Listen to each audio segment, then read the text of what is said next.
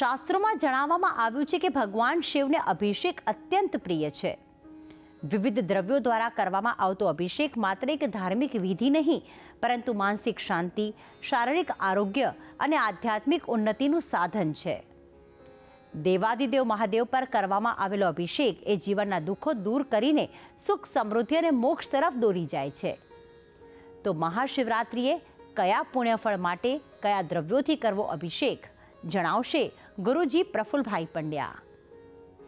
જટાટવી ગલજ્વલ પ્રવાહ ભાવિત સ્થલે ગલે વલંબ્ય લંબિતમ ભુજંગ તુંગમાલિકમ ડમટ ડમટ ડમટ ડમટ નિનાડવટ ડમટ વયમ ચકાર ચંડ તાંડવમ તનુતુ ન શિવ શિવમ. જય ભગવાન મિત્રો, હું છું પ્રફુલભાઈ પંડ્યા. ભક્તિ સંદેશ કાર્યક્રમની અંદર આપનું સ્વાગત છે. આજે મારે વાત કરવી છે શિવરાત્રિ પર્વ આવે છે, શિવજીને પ્રિય એવો અભિષેક જેને કહેવાય રુદ્રાભિષેક. તો શિવજીનો અભિષેકને લઈને આજે મારે વિસ્તારથી વાત કરવી છે. મિત્રો, ભગવાન શિવજીનો અભિષેક બહુ જ પ્રિય છે. કેમ ભગવાન શિવજી ઉપર સતત અભિષેક કરવો જોઈએ, અભિષેકમાં કયા દ્રવ્ય અર્પણ કરવા જોઈએ, અભિષેકને લઈને એની વાસ્તવિકતા શું છે એ મારે વાત કરવી છે. શાસ્ત્ર એવું કહે છે કે અલંકાર પ્રિય વિષ્ણુ અભિષેક પ્રિય શિવ, નમસ્કાર પ્રિય ભાનુ. અલંકાર, વિષ્ણુ ભગવાનને અલંકાર બહુ પ્રિય છે. તમે કનૈયો તો કનૈયા નાકની નથની માથે મુગટ ને વાઘા ને વસ્ત્ર ને આ તે કનૈયાને બધું શણગાર જોઈએ વિષ્ણુજીને. શિવજીને અભિષેક પ્રિય છે. શિવજીની ઉપર અભિષેક કરો. દૂધ, દહીં, ઘી, મધ, સાકર, ભાંગ, ભસ્મ, કાળા તલનો, શેરડીનો રસ, દર્ભનો વિશેષ અભિષેક કરો. સતત શિવજી ઉપર પાણી ચડાવો. બસ એ શિવજીને વધારે પ્રિય છે. નમસ્કાર પ્રિય ભાનુ, અને સૂર્યદેવને તો ખાલી નમસ્કાર જ પ્રિય છે, અને બ્રાહ્મણને ભોજન પ્રિય હોય. હવે રહી વાત કે શિવરાત્રિમાં શિવજીને અલગ અલગ દ્રવ્યના અભિષેક કરવાથી અલગ અલગ લાભ થાય છે. પણ શિવજીને કેમ અભિષેક જ પ્રિય છે વધારે, તો એની પાછળ એક નાની કથા તમને કહું છું. કેમ કે જ્યાં સુધી કોઈ વસ્તુનું મર્મ આપણને ખબર ના હોય ત્યાં સુધી આપણને અભિષેકની પણ મજા નથી આવતી. તો પહેલાં જ મર્મ જાણીએ કે અભિષેક કેમ પ્રિય છે અને ક્યારથી કરવામાં આવે છે અને શું કામ કરવામાં આવે છે. મિત્રો, સમુદ્ર મંથનની વાત છે કે જ્યારે સમુદ્ર મંથન થયું ત્યારે એવું કહેવાય છે કે એક બાજુ દેવતાઓ અને એક બાજુ દાનવો સમુદ્રને વલોવી રહ્યા છે, ને સમુદ્રની અંદરથી કૌસ્તુભ પાર જા તકસુરા ધનવંતરી ચંદ્રમા જે અલગ જે રત્ન ઉત્પન્ન થયા હતા, અમૃત ઉત્પન્ન થયું હતું, કાલકૂટ નામનું વિષ ઉત્પન્ન થયું હતું, એરાવત નામનો હાથી ઉત્પન્ન થયો હતો, અપ્સરાઓ ઉત્પન્ન થઈ હતી અને સ્વયં લક્ષ્મીજી ઉત્પન્ન થયા હતા. એમાંથી કાલકૂટ નામના વિષની જે મારે વાત કરવી છે. જે વસ્તુ ઉત્પન્ન થાય દરેક લોકો એને લેવા માટે દોડે, પણ જ્યારે કાલકૂટ નામનું હરાહર જ્યારે વિષ નીકળ્યું ને બધા ભાગવા લાગ્યા. હવે નીકળ્યું છે તો એનું સોલ્યુશન જ્યાં સુધી ના થાય ત્યાં સુધી આગળ બીજી વસ્તુ નીકળે નહીં. જોતું તું બધાને અમૃત, કેમ કે અમૃત પીવે એટલે અમર થઈ જાય, જીવન જન્મ અને મૃત્યુના બંધનમાંથી છૂટી જાય, કોઈ દી મૃત્યુ જ ના થાય.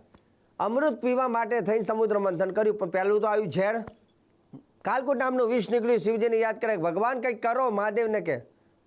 શિવજી કીધું કે હવે વિષ તો પીવા કોણ, ઝેર કોણ પીવે?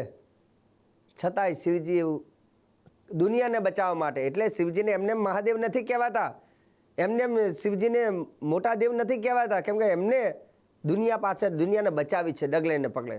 જેને સૃષ્ટિના રચયિતા છે, જે સૃષ્ટિને જ્યારે તકલીફ પડે ત્યારે એ જ આગળ આવે છે. એટલે સૃષ્ટિને બચાવવા માટે કાલકૂટ નામનું વિષ શિવજીએ લીધું છે અને કંઠમાં ધારણ કર્યું છે. પણ હંમેશા ઝેરની અસર કરે, તકલીફ તો થાય જ. શિવજીને જ્યારે વિષ ગળામાં રાખ્યું છે, કેમ કે ઉતારવા નથી દીધું, એટલે ગળામાં રાખ્યું છે એને, એટલે શિવજીનું એક નામ પડ્યું નીલકંઠ મહાદેવ. પણ ઝેરની અસર થાય એટલે ઝેરની અસરથી શિવજીનું તાપમાન બોડીનું જે છે એકદમ ગુસ્સો વધવા લાગ્યો. એટલે શિવજીને શાંત કરવા માટે એવું કહેવાય છે કે અલગ જે વનસ્પતિ, જે જડીબુટી જે હોય, આપણે જેમ કોઈ વાગ્યું હોય તો કેમ એની દવા લગાવીએ, એમ ઝેરને માટે અમુક જડીબુટી જે છે એ બધી જડીબુટી, જેમાં ધતુરો છે, ભાંગ છે, બીલીપત્ર છે, આવી બધી જડીબુટી શિવજીની ઉપર ચડાવવામાં આવે, એમના શિવલિંગ ઉપર અથવા એમના માથા ઉપર. એટલે જડીબુટીઓથી એક રાહત મળે છે. બીજું, શિવજી ઉપર સતત પાણીની ધારા થાય છે. શિવજીને આ ઝેરમાંથી રાહત માટે એવું કહેવાય પાણી સતત ચડાવવામાં આવે છે. એટલે શિવજીને અભિષેક પ્રિય છે, કેમ કે એ કરવાથી શિવજીને જે પીડા છે એ ઓછી થાય છે. એટલે દેવતાઓએ પ્રથમ શિવજીને આ પીડામાંથી મુક્તિ માટે અલગ અલગ વનસ્પતિની જે દ્રવ્ય હોય, જે પુષ્પો હોય, જે ધતુરો હોય, ભાંગ હોય, બીલીપત્ર હોય, તો આવી બધી વસ્તુ શિવજીને માથે મૂકી અને શિવજીને દૂધનો અભિષેક, દહીંનો અભિષેક, ઘીનો અભિષેક કરવાથી શિવજીને એવું કહેવાય છે કે એ તકલીફમાંથી રાહત મળે છે. અને બીજું શાસ્ત્ર એવું પણ કહે છે, લિખ્યતે ચ મયા દ્રવ્યમ અભિષેકાત્મકમ પરમ જલેના વૃષ્ટિ વ્યાપનોતિ વ્યાધિ શાંતિ કુશોદકઈ. આમ તો શિવજીની પીડાને શિવજીને રાહત મળે એ માટે અભિષેક કરીએ છીએ, પણ જોડે જોડે શાસ્ત્ર એવું કહે છે કે જે દ્રવ્ય અર્પણ કરો છો તે દ્રવ્યની પાછળ એનો લાભ પણ થાય છે. તો અભિષેકના પણ બીજા અલગ અલગ દ્રવ્ય છે. જો તમે શિવજીને પાણીથી અભિષેક કરો છો તો પાણી છે મનને શાંત કરે છે. પાણીનો અભિષેક, જેનો મન બહુ વિચલિત રહેતા હોય, બહુ ટેન્શન રહેતો હોય, બહુ ડર રહેતો હોય, બહુ ભય રહેતો હોય, તો એવા વ્યક્તિઓ ખાસ કરીને પાણીનો અભિષેક કરવાથી, કેમ કે પાણી છે ને એ મનને શાંત કરે છે. બીજા નંબરની છે દૂધનો અભિષેક છે. દૂધ બહુ પવિત્ર છે. જે વ્યક્તિ દૂધનો અભિષેક કરે છે એનું જીવન બહુ પવિત્ર બને છે. સાથે સાથે એવું કહેવાય છે કે ડાયાબિટીસ જેવા રોગોમાં થોડી રાહત થાય છે. દહીંનો અભિષેક કરવાથી, દહીં છે એ એવું કહેવાય છે કે સંપત્તિવાન, દહીંનો અભિષેક કરવાથી સંપત્તિ પણ પ્રાપ્ત થાય છે. અને દહીં છે મનુષ્યને સ્થિર કરે છે. ઘણા લોકો એવા હોય કે બહુ ઉત્પાતવાળા હોય, બહુ ફાસ્ટમાં બધું કામ કરવાવાળા હોય, તો એવા વ્યક્તિને થોડો સ્થિર કરે છે, કે દુનિયામાં સ્થિર થવું પણ જરૂરી છે. ઘી જે છે એ તાકાત આપનાર છે, તો ઘીનો અભિષેક કરવાથી મનુષ્યને શક્તિની પ્રાપ્તિ થાય છે. મધનો અભિષેક મનુષ્યની મીઠાશ આપે છે. મધુ તિષ્ઠતિ જીવવા અગ્રે હૃદયસ્તુ હલામ, એનો પણ એક શ્લોક છે. મધુ જે છે એ મીઠાશ આપે છે. સંસારમાં લોકો સાથે સંબંધો મધુર બને એ માટે મધનો અભિષેક કરવામાં આવે છે. ખાસ કરીને દૂધ અને સાકર બંને ભેગું કરીને અભિષેક કરવાથી સંતાનની પ્રાપ્તિ થાય છે. ભસ્મ અભિષેક કરવાથી, હા, હવે આ એક મેન પ્રશ્ન ઉપર આવીએ. ઘણા બધા લોકો મને પ્રશ્ન કરે છે, શાસ્ત્રીજી હું જ્યારે પૂજા કરું છું મને બગાસ આવે છે, હું જ્યારે પૂજા કરું છું ત્યારે મને વિચારો બહુ નેગેટિવ આવે છે, હું મંદિરમાં જાઉં છું મને વિચારો નેગેટિવ, આવા પણ લોકોના પ્રશ્ન હતા. તો જે લોકોના મનમાં ખરાબ વિચાર આવતા હોય, ખરાબ વિકાર ઉત્પન્ન થતા હોય ધાર્મિક જગ્યામાં જઈને, તો એના માટે ખાસ આ ભસ્મ છે ને વિકાર અને ખરાબ વિચારોને નષ્ટ કરે છે. પાણીમાં ભસ્મ નાખી શિવજીની ઉપર અભિષેક કરો, એનાથી આ વિકારોમાંથી મુક્તિ મળે છે. એનાથી આગળ મધ અને ઘી બંને ભેગું કરીને અભિષેક કરો તો પાછું ત્યાં પણ ધનાર્થી, ધનનો લાભ પણ ત્યાં પણ થાય છે. તીર્થના જલનો અભિષેક મોક્ષની પ્રાપ્તિ માટે, જેને કંઈ જોતું નથી, બસ છેલ્લે મોક્ષ થાય, તો તીર્થનું જલ મતલબ જે નદી છે, ગંગા, યમુના, ગંગાનું પાણી, યમુનાજીનું પાણી, અથવા કોઈ કૈલાસ માનસરોનું જલ હોય, તો આવા તીર્થના જલથી જો શિવને અભિષેક કરો તો મોક્ષની પ્રાપ્તિ થાય છે.